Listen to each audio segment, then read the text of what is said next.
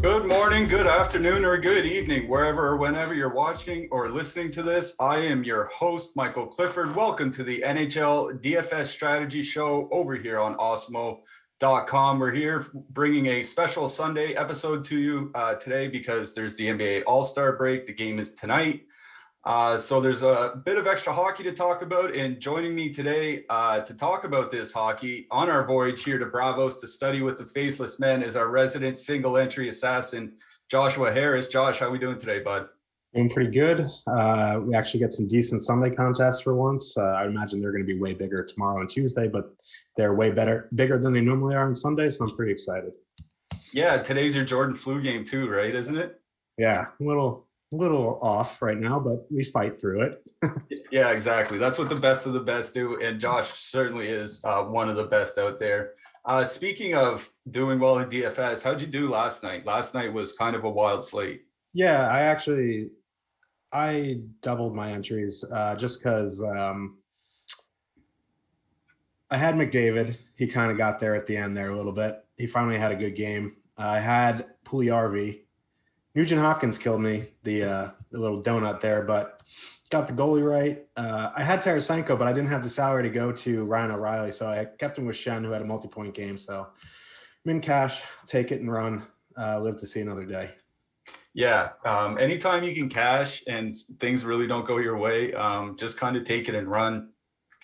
Vancouver was in a lot of winning lineups last night, and it's like it seems like every time we have a show, I always say one thing that always comes back to bite me. Earlier this week, it was talking about Dylan Dubé. He goes out and has a hat trick. Yesterday on the show, I said most of the time I think if Vancouver wins this game, it's because Thatcher Demko steals it, not because they just flat out outscored Toronto. They didn't blow the doors off, but they got a few goals on the right players. So JT Miller, Brock Besser, Bo Horvat, those guys had a good night and were actually a late night hammer. Yeah, I mean, and it wasn't even like the full line like Hoglander. It was the power play stack. And Quinn Hughes only had, a shot on goal and a block shot. So, he was still in the winning lineup, I believe, with a 2.8. So it was just a weird slate. Yeah, it was. Alex Tuck, there was some weirdness over in Vegas with their lines. And then Alex Tuck gets new line mates and pops a couple late unassisted goals. That certainly helped a lot of people that had those broken Vegas 2 stacks that we talked about yesterday, throwing Tuck in with Marchessault and Smith or something like that. That certainly helped people with their Vegas 2 stacks. Not really a lot else to talk about last night. There wasn't really any crazy games. I guess the craziest game might have been Colorado and Anaheim. I think Colorado got out to a 2-0 lead or a 2-1 lead, and then Colorado came back and made it 4-2, and then Anaheim came back and made it 4-4, and then won in overtime, I believe. So there's a few depth Anaheim guys that had a good night. That's a team that looks like they're turning themselves around a little bit. Yeah, and maybe they'll start getting priced accordingly because every slate we have expensive lines. We have to talk about the Ducks, and it sucks because there's so many options. Hopefully maybe their skaters will be above 4,000 for once, so we can actually have some decisions to make besides let's jam in the Ducks. Yeah, just put in 3 Ducks and then worry about what the lines are at warm-ups or something like that. Yeah, it would be good to get away from that. So we had some subscribers have a good night last night. I saw Hofbrau. It seems like he has a good night almost every night. Our own Nolan Kelly Canuck had a good night as well, finished top 3 in the 20 max. So congrats to the winners. Congrats to any of the NBA guys that might be doing well this weekend. Let's hope we can help you guys win some money here tonight. Before we get going, I want to let you guys know that if you're not able to watch all your favorite Awesemo shows on YouTube, almost all of them are available through the Awesemo Podcast Network. We've got a podcast for every sport, and we're available on every major platform. So head on over to awesemo.com/podcast to check out the latest. Just leave us a 5-star rating and a review on one of our podcasts with your Twitter handle or email address, and you'll be eligible to win a free week of Awesemo Plus Platinum. One winner will be awarded every Friday, and reviews will be eligible for up to 1 year. So even if you leave one now, you could win in the summer. You could win for football season. It's good up until next March. So just leave us a 5-star rating and a review on our Awesemo podcast, and you could get a free week of Awesemo Plus Platinum. Good luck. Before we get to the games, if everybody could like and subscribe, it would help us a lot.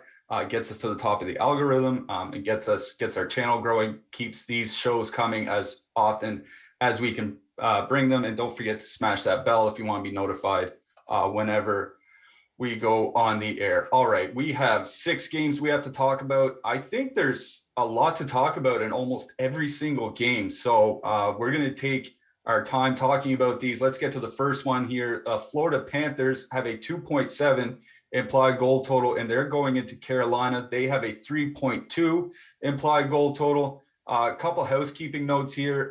Carolina has Teuvo Teravainen as a game time decision. You'll remember he missed some time with a concussion, came back, played the full game last game, but they're saying game time decision tonight. So maybe he's not quite right. So one thing to watch out for. They're also bringing Jake Gardiner back into the lineup.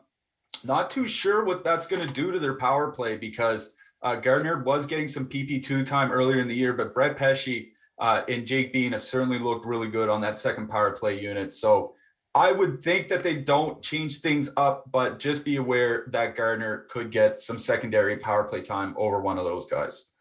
All right. I think there's stuff to like on both sides here, Josh. So I'll just let you take it away. What do you like?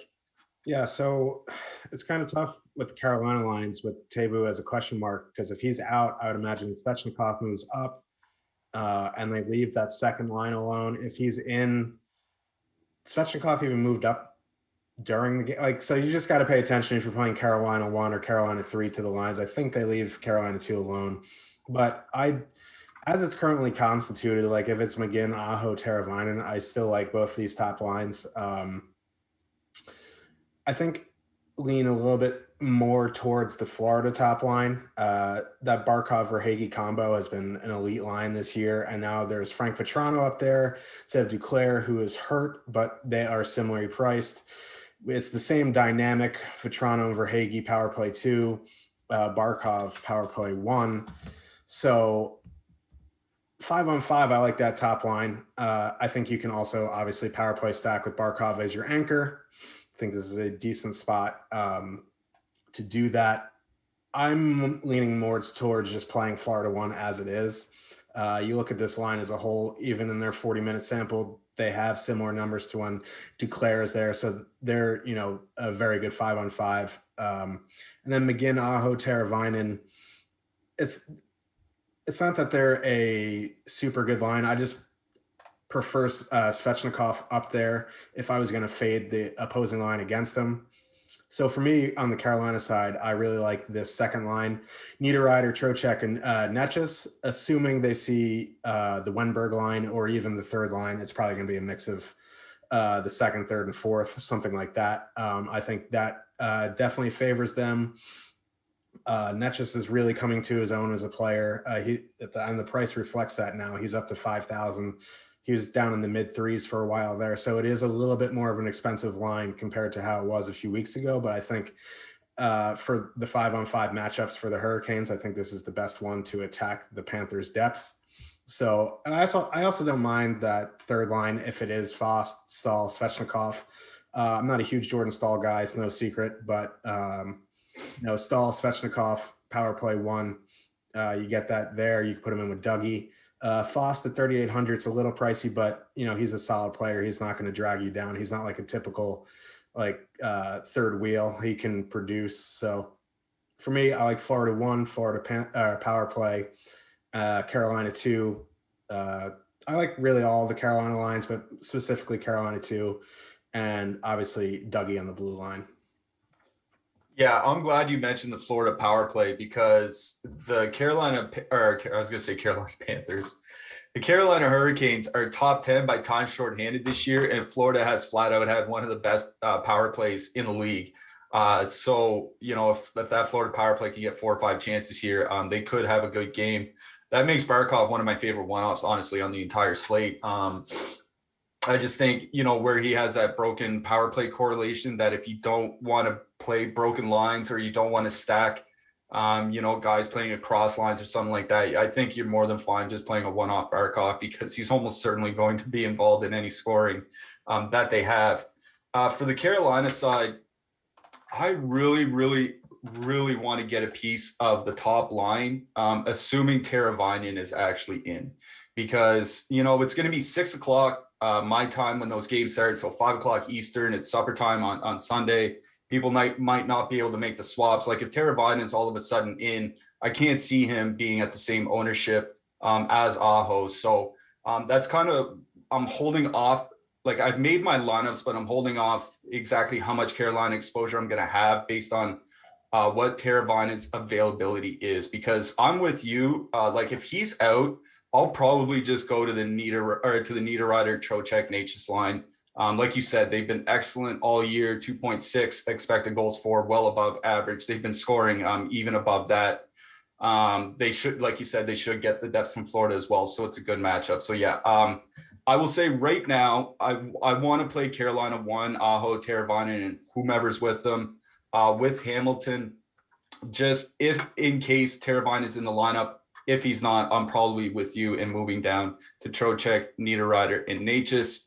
Moving to the defensemen, I noticed that the Carolina defensemen are being priced up a lot. Dougie Hamilton's over 7K on DraftKings.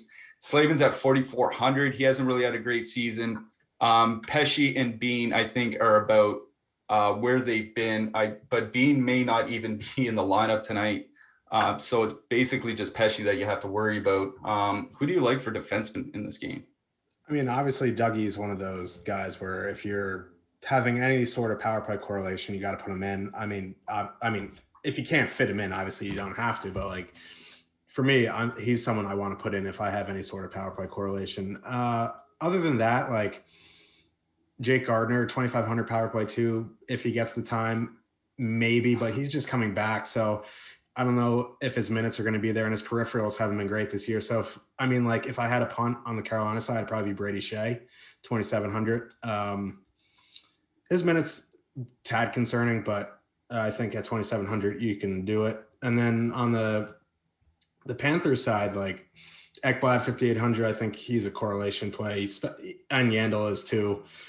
But you play those guys for the power play anyway. I don't mind Gustav Forsling 2,700. I also don't mind Radko Gudas at min price. He's not a good defenseman at all, but he does exercise those shin pads. And then Mackenzie Weegar at 3,700, he's going to get the minutes. It's a little pricey for what I want, but if you're down to your final spot and you have, that room in the salary, I don't mind him as a one-off. Yeah, I'm glad you mentioned Forsling because he's a big favorite of us here because he can put up peripherals in small samples. But he's been over 20 minutes a game in 3 out of his last 4 games and over 20 minutes in 2 straight. So, I think he's a real good option for a punt. As you mentioned with Jake Gardner, I would only use Gardner in another stack, like with a Niederreiter Natchez stack or something like that. I wouldn't want off him. I agree with you on Shea. I think it's a game where I'm just correlating the defenseman to the power play units. There aren't really a lot of one-offs that I'm taking out of here. Either goalie, I might play some Driedger if he starts, but that's probably it. I'm not playing Reimer. He's too expensive. I agree. If it's Bob, I want more Hurricanes. Yeah, that's the other thing. If it's Driedger and net, I want to play Driedger. If it's Bobrovsky, I want more Carolina. Yeah. So, glad we agree there. All right, let's move it on to the next game then. Our next game is the New Jersey Devils going in to Boston. The Devils have a 2.1 implied goal total. Boston sitting with a 3.3 implied goal total. Boston probably is going to get a fair amount of ownership here. We still don't have a run without the afternoon games involved just yet. So we're going to have to see where exactly they sit. It's going to easily be double digits. I could see it being closer to 20%. Maybe not that high, but maybe the lowest guy's like around 15 or something like that. So Boston's going to be popular. Boston 1's going to be popular in specific. There's going to be some changes to the Devils lineup because there were some changes to the lineup in the last game. So why don't you let us know if there's anything like on the Devils side first, and then if there's not, just hop right on over to Boston. So it's kind of tough for the Devils because you just don't know what it's going to be. So you kind of go off what they were. I don't mind the Andreas Janssen, Zajac, Palmieri line if it's together, because they're going to avoid the Bergeron. They'll get the Krejci or the Coyle, which really isn't still a great matchup for them, but like this is more of like a price play if you're trying to fit in a really expensive line. I'm just kind of I'm personally, I'm off the Devils, but like, I'm just Zajac power play 1 min price. I think, you know, you kind of know what kind of player he is, but the Zajac Palmieri duo, if they're together, is only 7,900. And I think that is viable in GPPs. Again, you just got to see what the lines are, because really, as they are currently constituted, like the top 6 is a mess from a power play correlation standpoint. There's a bunch of guys not even on the power play. Jack Hughes at 5,500 doesn't interest me. I'd rather, you know, play someone else in that range. Like, I don't know, there's some guys in that range in the later games that I definitely prefer. I'm kind of off the Devils as a whole tonight. I really like Boston 1, which is not really, I'm not breaking any news, but so if you are building with Boston 1, there's a couple avenues you can go. So you just kind of, in large field GPPs, you kind of just got to be aware of trying not to dupe yourself. If it fits too easy, it's probably going to be duped. But Boston 1 for me, Boston power play. And I preach it every time with the Bruins, especially because Marchand's always half the ownership as Bergeron and Pastrnak. Play Marchand. I understand if you don't want to play Marchand in cash, he's not a good cash play. Pastrnak is the cash play. But anytime like the Bruins score a goal, like power play or, you know, Boston 1, Marchand's always involved. And like you saw it on the last slate, the first night of the NBA All-Star break, Marchand was the one who got there for Boston. So don't leave off a guy if you don't have to on these elite lines. I'm all about playing the full line. If you want to add in Nick Ritchie, I think that's a way to differentiate yourself too. He's 4,200, not going to hamper you down. I don't mind these depth lines. There aren't many super expensive lines where you need to go to like a third line tonight, unless you're playing a Boston 1, something like that. So for me, this game's all about Boston 1 and Boston power play.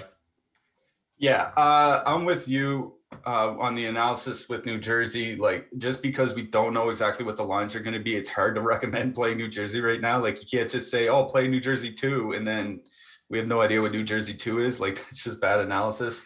What I will say is that they finished the game last night, Palmieri, Hughes, and Janssen. That's a line, like, it would be expensive to play because Palmieri's over 5K, Hughes is around that, Janssen's a lot cheaper, so it's only like 13,000. But it is a bad matchup going into Boston.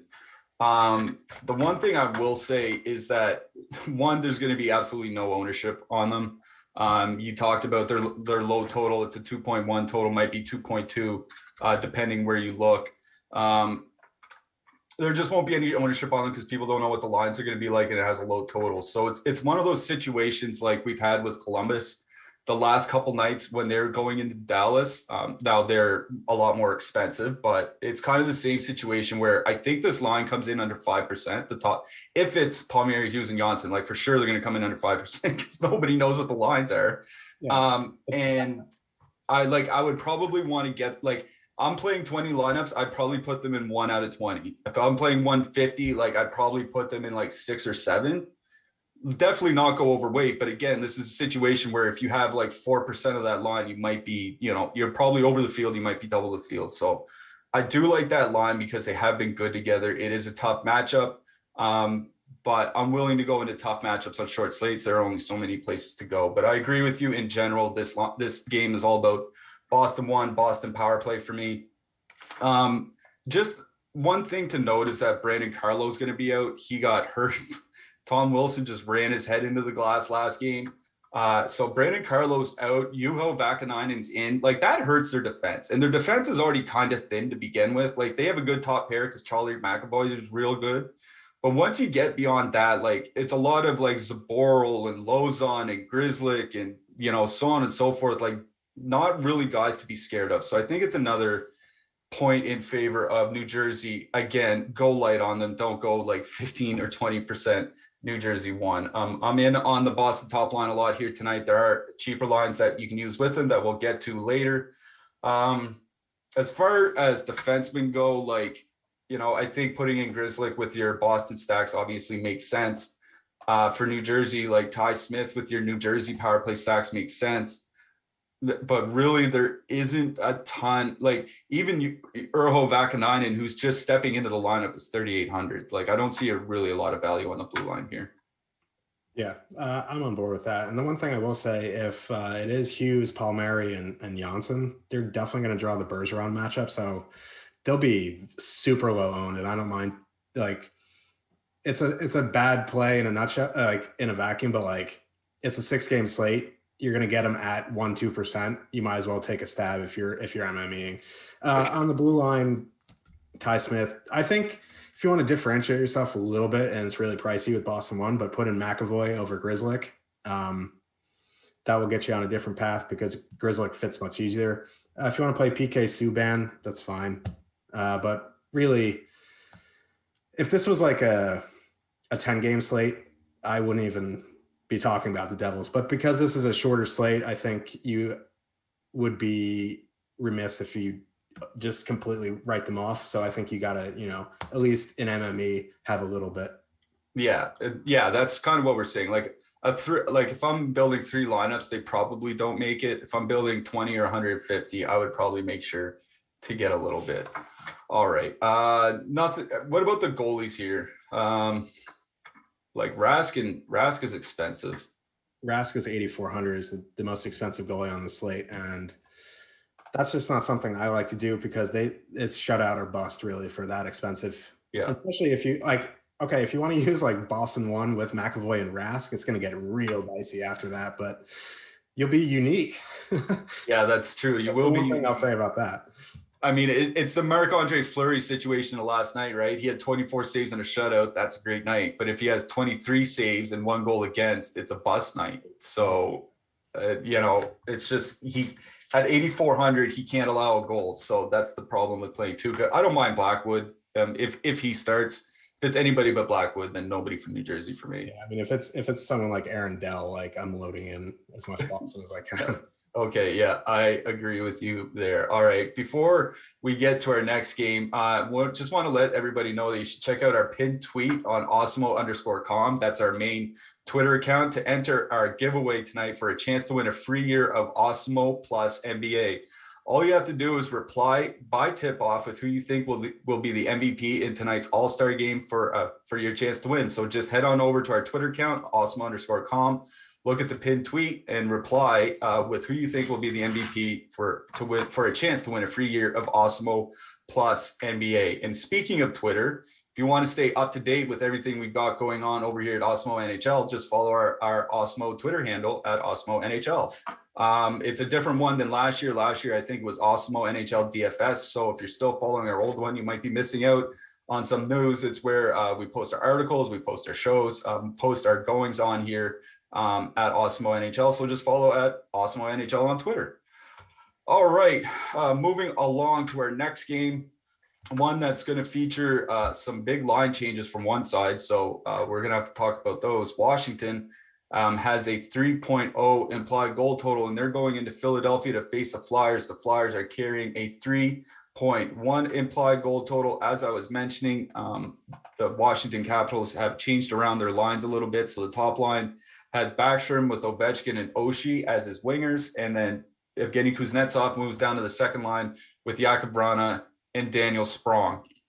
The Flyers welcome back Joel Farabee. I think it was yesterday. He was on the COVID list for a couple of days as a close contact, but he's back. Travis Konechny, after starting, he was injured earlier this year, came back, started on the fourth line, but he's worked his way back up to the second line in his usual spot with Kevin Hayes. This is another situation where I think there's stuff to like on both sides. So why don't you tell us what you like in this game, Josh? Yeah, I mean, the first thing you really notice is the Flyers one is really expensive. Like 7,100 James Van Riemsdyk. He was like 2,900 3 weeks ago. Second most expensive line on the slate. Yeah. It's a decent matchup for them too. I mean, like Backstrom's decent defensively. Oshie's pretty good defensively, but Ovechkin can get a little lackadaisical from time to time. I guess you can put it that way. I kind of like both these top lines tonight just because they're both fully correlated. I would imagine the Flyers are going to come in really low owned because they're similarly priced to. They're not up there with Boston, but they're what, over 20,000? Yeah, they're over 20,000 as a full line. So I mean that's tough to do. There's some decent cheap value tonight, but I don't know if like I'm building 1 to 3. I'm going to put in $20,000 Flyers one against, Backstrom, Oshie, and Ovechkin. I get it though. In MME, I like both these top lines since they're both fully correlated.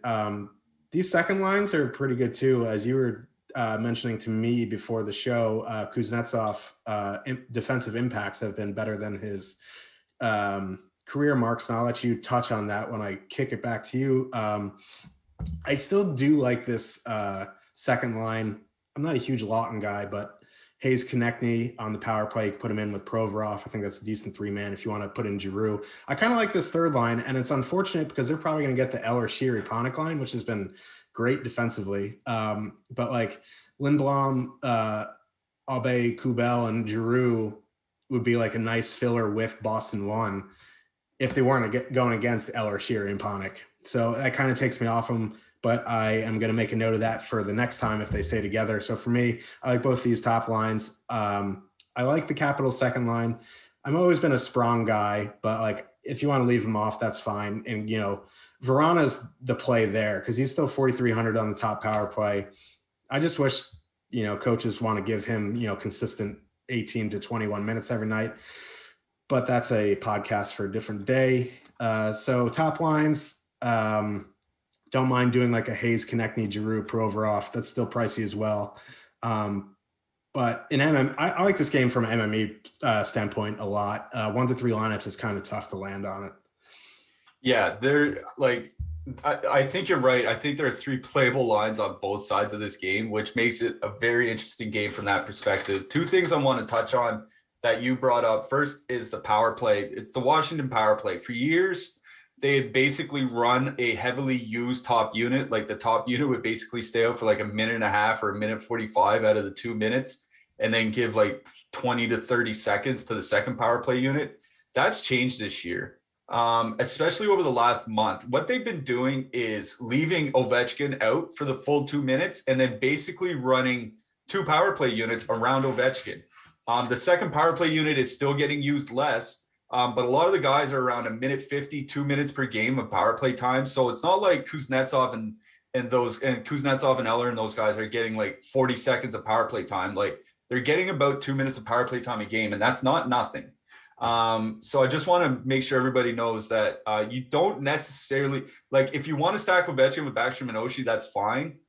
But I think a real good way to get different is to put him with somebody like Kuznetsov and Vrana, right? Because then you're getting that power, you're getting that wash 2 exposure in a little bit of a better matchup.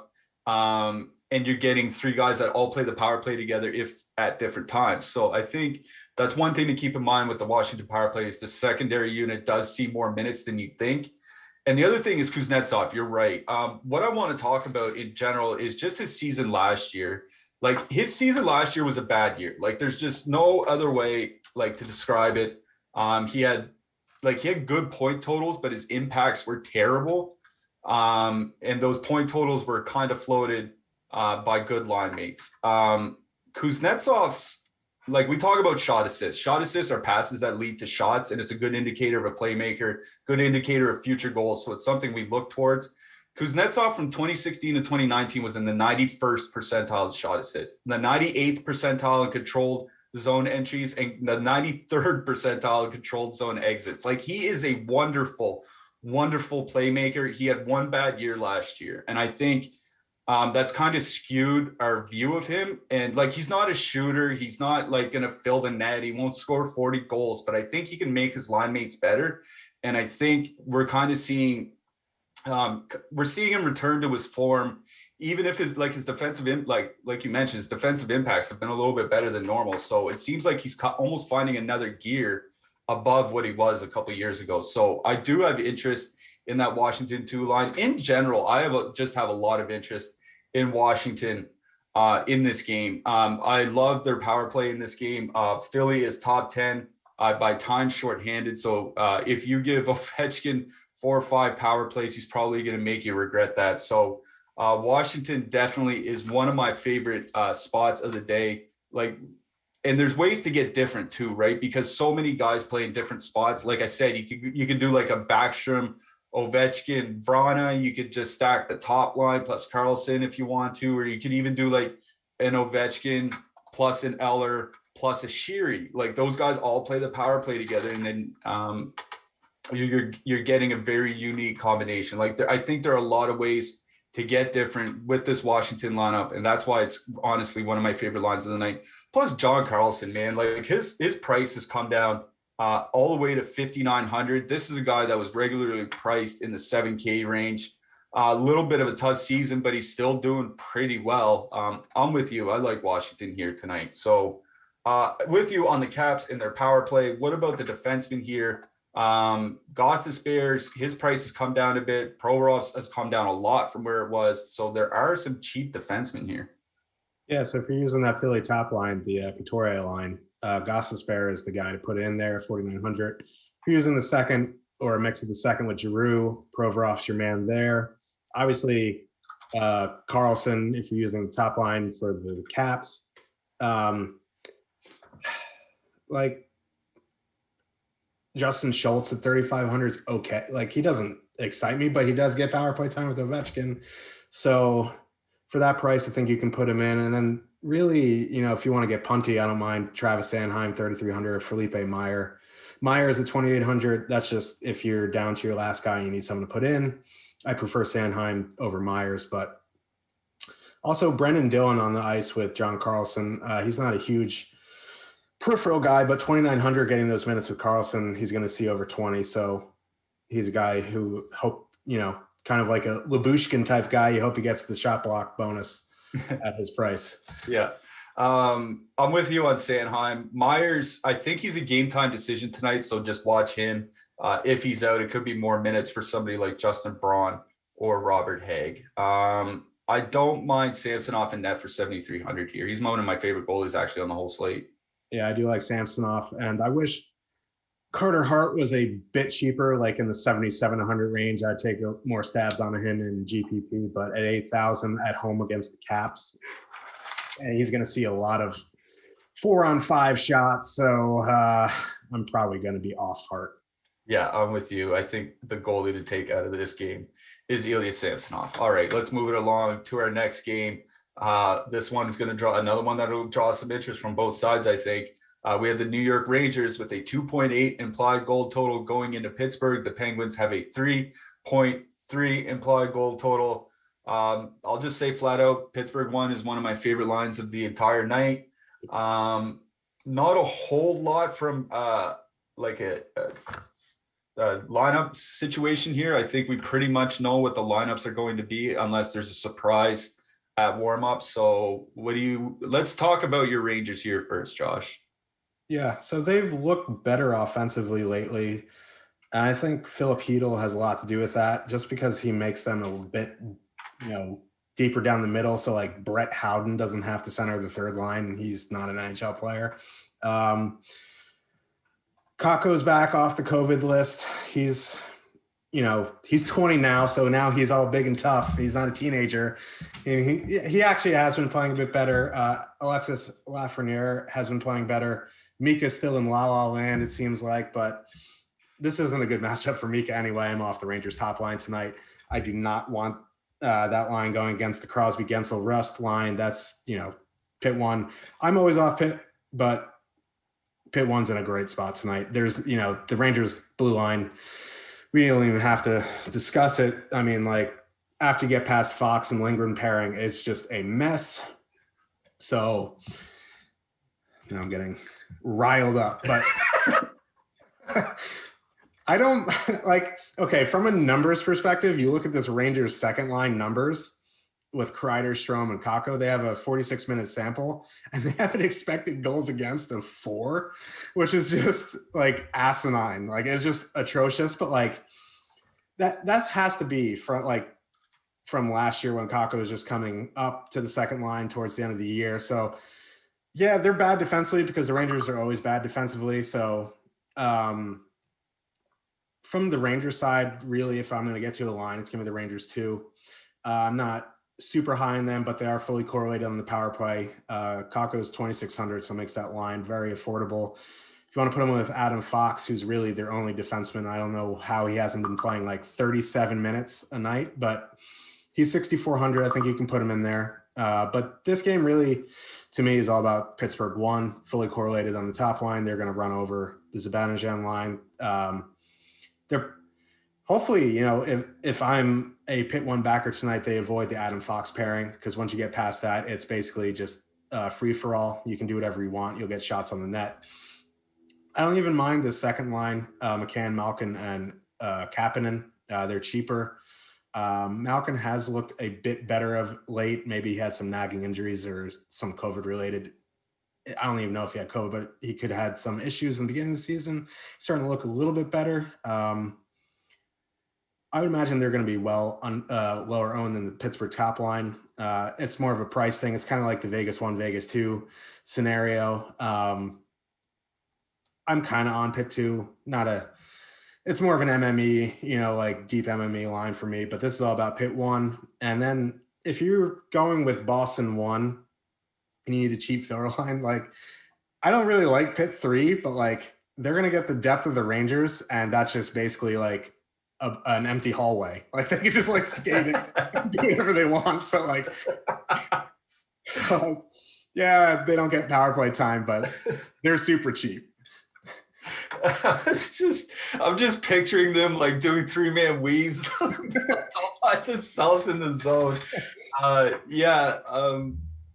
For me, this is all about Pittsburgh 1 here tonight. 1, their price is pretty reasonable. We just did an ownership run for them. Their leverage isn't bad. We have them as a higher top stack percentage than their ownership shares. So we like that. And plus, there's ways to get different. Throw on Malkin, leave off one of the wingers or something like that. There's ways to get different with Pittsburgh, even if they do end up one of the chalkier lines of the night. The thing that really makes me like the Penguins here is the way that they've been playing. Like you said, Malkin has looked better lately. And I think one of the things we need to talk about, Brad Marchand mentioned this early in the season. He thought it would take older teams like Pittsburgh, teams like Washington, teams like Boston, longer to get going than it would teams like, Montreal or teams like Vancouver or younger teams that have fresher legs rather than teams that rely on veterans. And I don't know whether that makes sense or not, but if you look at the Pittsburgh power play is something that we talked about a lot, about how bad it was since Phil Kessel left. Through the first 3 weeks of the season, they were 30th by expected goals for, 27th by goals for per 60 minutes on the power play, just atrocious. Over the last month, the Pittsburgh power play is first by expected goals for per 60 minutes and 10th by actual goals for per 60 minutes in the league. So it seems like it took them a few weeks to figure out their power play, but over the last month, it's been flat out a top 10 power play. So that's one of the things that's kept me off Pittsburgh basically the last couple of weeks, is their power play was bad, but it really does look like it's starting to turn itself around. And, that Rangers penalty kill isn't really a whole lot that we're concerned over. Their penalty kill defense is a little bit better than league average, but, if Pittsburgh's one of the best in the league, right now, then that does, being a little bit better than league average doesn't concern me whatsoever. One thing I want to mention on the Rangers side here is that Colin Blackwell was yeeted off the top power play unit and Pavel Buchnevich was replaced. So that does give 2 forwards on the top Rangers line that are on the top power play unit. But that top line is has been flat out bad this year. Buchnevich and Zibanejad have typically been good, but this year those two with Lafreniere, 1.8 expected goals for and 2.9 expected goals against, just horrific. This is a great matchup for Pittsburgh 1. So I am going back to Pittsburgh 1. Pretty much out on the Rangers here. I guess there'd be a good leverage spot for Shesterkin if he starts, right? Because if Pittsburgh 1 comes in at 25% or 20%, and Pittsburgh 2 comes in at about 5% or so, plus the power play stacks, a third of the field tonight could have some sort of Pittsburgh stacks. So Shesterkin might be good leverage here. Yeah, he's out though. Is he? Yeah, he got hurt a couple games ago, so it's going to be Georgiev. Again? The point remains, Georgiev's still a good goalie. The problem is, he's obviously going to see volume. So, Igor hurt his groin towards the end of the I don't know. It was a couple games ago, but Georgiev 7,300 point stands. Like he's going to be low owned. He's going to see volume. But again, I'm more on the Pitt side tonight. Yeah, I think this is definitely a Pittsburgh game. On the blue line, I think it's pretty straightforward. Like I would just correlate with my stacks. I don't think there's really any one-offs like that I'd be super excited to use. Like Brian Dumoulin is back playing like he's probably going to play top pair with Letang. He's 2,500. I guess that's fine. Yeah, I mean, and then everyone's favorite darling Marcus Pettersson has been priced. So, but no, I really correlate, and Mike Matheson at 3,700 I guess is okay, but I prefer him when he's under 3,500. Yeah, I agree with you. I think that's a little bit too expensive. I think Cody Ceci would actually be the guy that I would use super punty on Pittsburgh. All right. Before we get to our final pair of games here, just want to let everybody know that if you want to get access to all our great Awesemo Plus tools and content for nearly every DFS sport out there, you can do so with an Awesemo Plus weekly pass for $29.95. This includes full access to all the projections, our premium Slack channel, our ownership projections, and a whole lot more. If you want to play just NHL DFS, sign up now for NHL Plus NHL Weekly Package, which is only at $11.95 per week. You can stop guessing, start winning. Join Awesemo Plus today. And I just mentioned in that little read there that we have a premium Slack channel for every sport. Our hockey Slack channel is something that we're pretty proud of. It's kind of like any community. Every once in a while, things kind of get off the rails when you have a bunch of people all together. But I'd like to think we're really good of answering questions for people. I'd like to think we're really good of being accessible.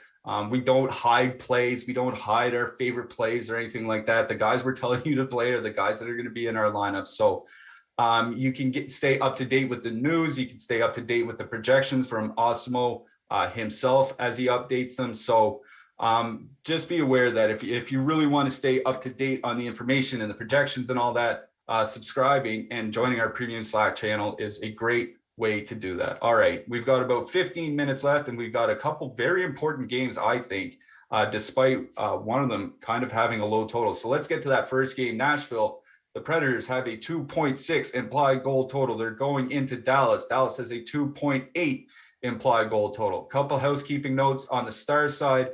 John Klingberg, not expected to play tonight.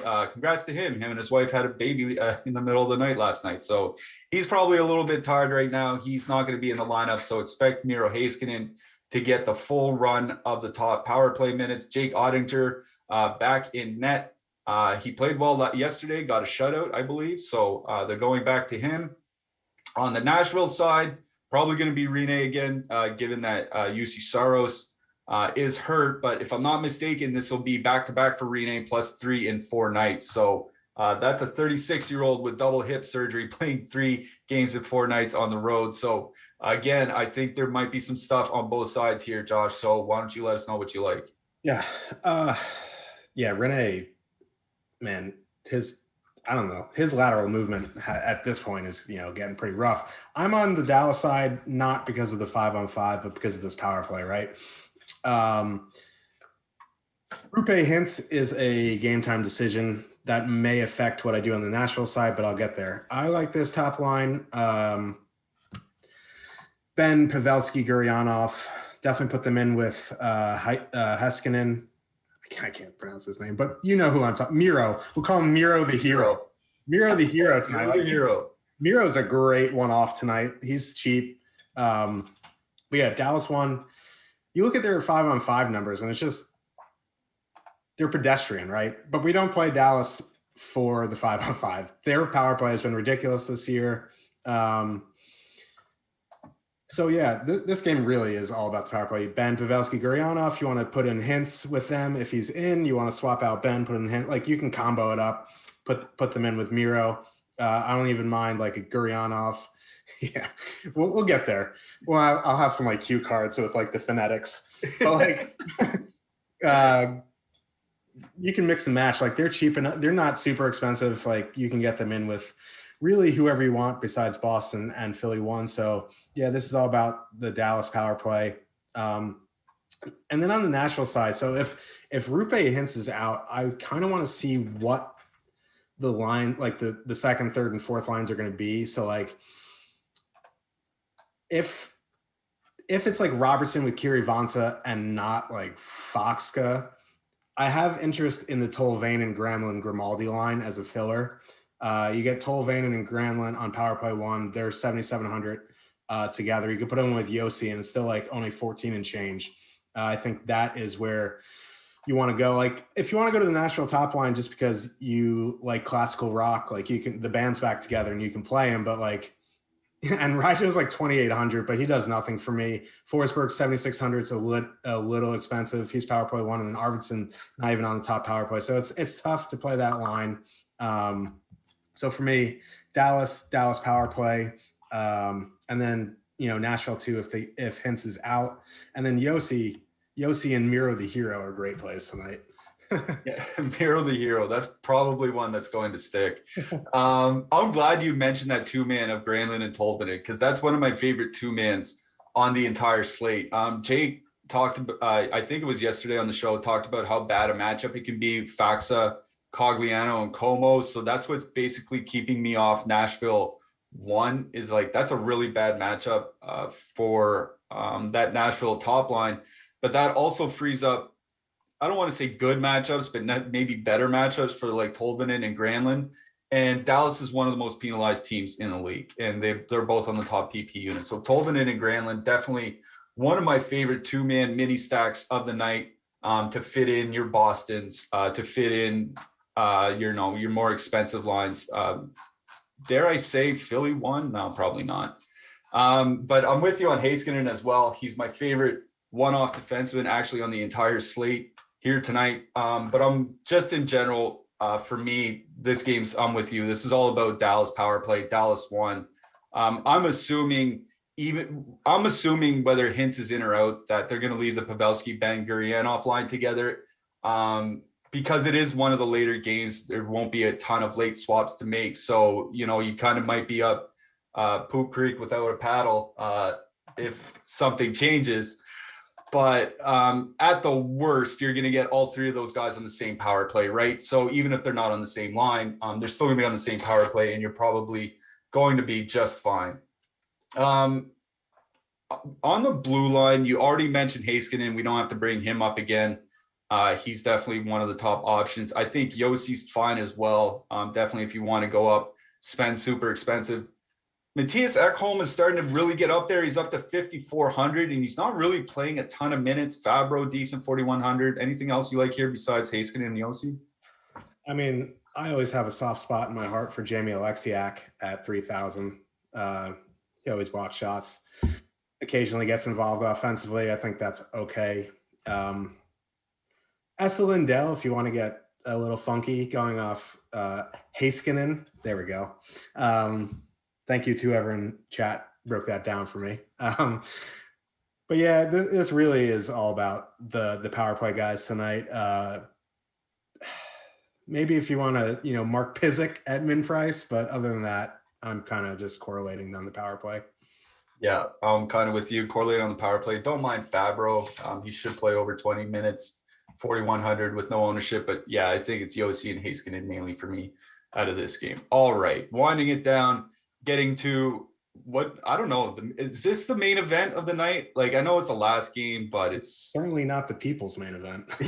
No, but we do have Ottawa with a 2.6 implied goal total going into Calgary. The Flames have a 3.4 implied goal total.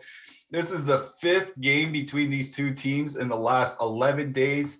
Previous games have gone 6-1 and 5-1 for Ottawa, and 7-3 and 6-3 for Calgary. So there have been a ton of goals on both sides. Both teams have won 2 games. I imagine that Ottawa is very popular here tonight as a filler stack. Any one of their 3 lines. I also imagine Calgary is popular here tonight with their big implied goal total and the matchup. So why don't you let us know what you like from either side here, Josh? Yeah, so I think line matching is kind of important in this game, but we've seen the Kachucks go against each other, and then the Gaudreau Monahan pairing goes against the Stutzel Batherson line, which is important because Monahan Gaudreau have been dreadful. So on Ottawa, I like the Stutzel Norris Batherson line. They are 12, 13, 13-4. You can get them in with Boston. I think this will be one of the more popular filler stacks with Boston tonight, but I like it. And I also like this Nick Paul, Colin White, Dadenoff line. They are even cheaper. They're going to, they may see a little bit worse matchup, 5-on-5, but I think as a filler stack, uh, it is certainly okay. Dadenoff on Power Play 1, 3,300 is, his price has not gone anywhere this season. I don't mind like a little mini with him and Shabbat, still under 10,000 just because Dadenoff's so cheap. I don't even mind like, a little Ottawa power play stack here if that's a way to get in Kachuk, because I don't really like his line mates 5-on-5, like Tierney and Brown, like they're okay, which makes the line affordable. It's like 13-9 as a line, but I'd rather get the power play correlation from the second or even the third lines. You got teammates playing on the same power play.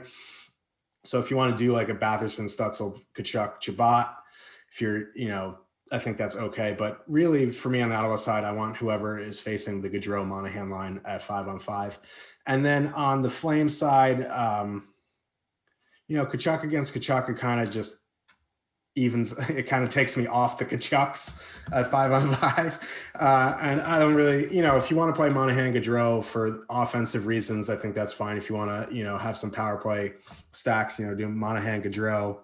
Rasmus Anderson, Rasmus Anderson's like a nice player, but I wish Giordano was on the top power play.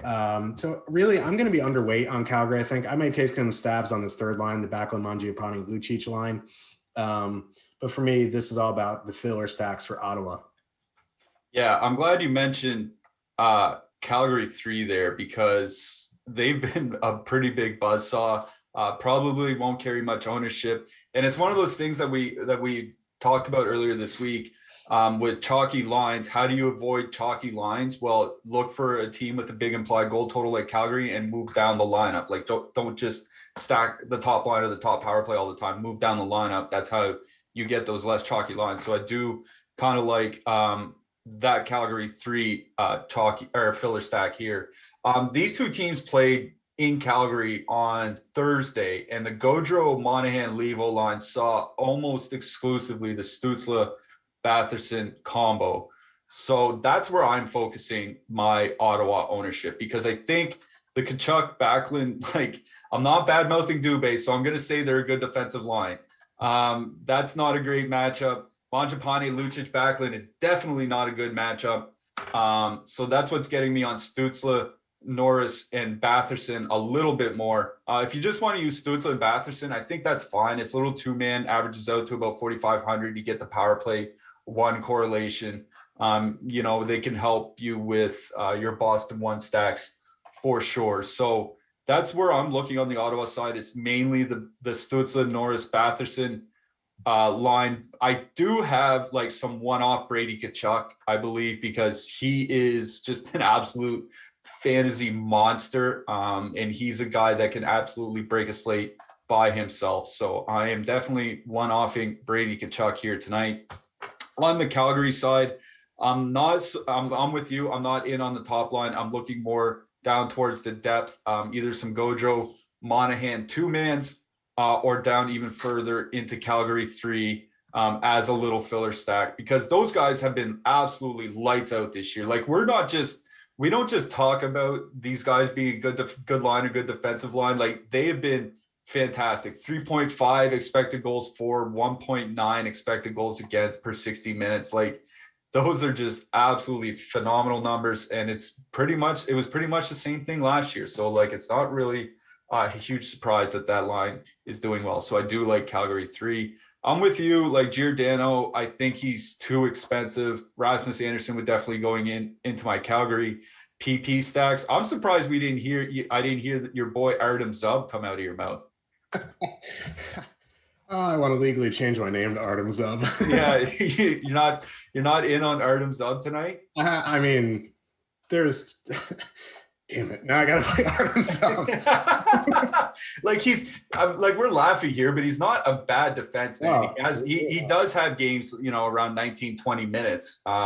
So yeah, I mean, if you really need a punt, like both those guys, like Artem Zub or Mike Riley, I think are decent. If you have a little bit more money, I don't mind Brandstrom. That pairing confuses me. Eric Brandstrom, Eric Gudbranson, but Brandstrom, the cheaper one. No, the more expensive one. I'm sorry. The more expensive one, the 3,400, Eric Brandstrom. I like him. He sees, secondary power play time. I like him. And then on the Flame side, I'm kind of off them as, one-off guys. If I had a one-off somebody, it'd probably be cheap, and it'd be probably Noah Hannafin. Yeah, I'm with you. Hannafin is definitely the one-off guy for me. Anderson and my Calgary stacks. I don't mind Matt Murray in net either, assuming he starts 7K. Cheap guy on the road that will see volume. We love those guys, don't we, Josh? Oh, yeah.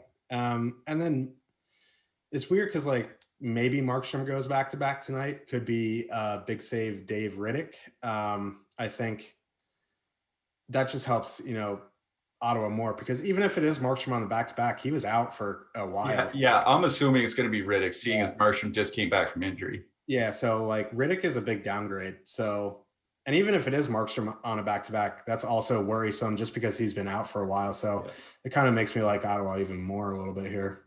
Yeah, I'm with you. I do like the sense here tonight. All right, before we get out of here, Josh, why don't you give our listeners and watchers your favorite line here tonight besides Boston one? I think it is actually going to be,